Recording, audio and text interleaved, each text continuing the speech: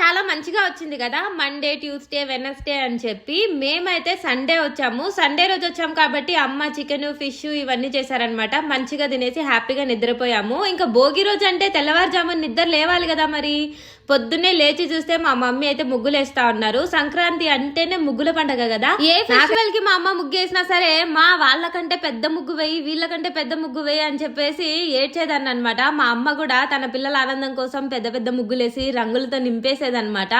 అదే కంటిన్యూ చేస్తారు మా మమ్మీ ఇప్పటికి కూడా. సంక్రాంతి అంటేనే అదొక సపరేట్ వైబ్ ఉంటుంది కదా. భోగి పండగ, సంక్రాంతి, కనుమ సూపర్ గా అనిపిస్తుంది. చిన్నపిల్లప్పటి నుంచి కూడా నేను ఏదైనా ఫెస్టివల్ కోసం వెయిట్ చేస్తున్నాను అంటే అది సంక్రాంతి ఉంటది అనమాట. భోగి రోజు అయితే ఇంకా ఇలా భోగి మంట వేసేసుకునేసి అక్కడ మంచిగా కబుర్లు చెప్పుకుంటూ మా మమ్మీ పొద్దున్నే వేసిన అట్లు తినుకుంటూ చాలా బాగుంటది.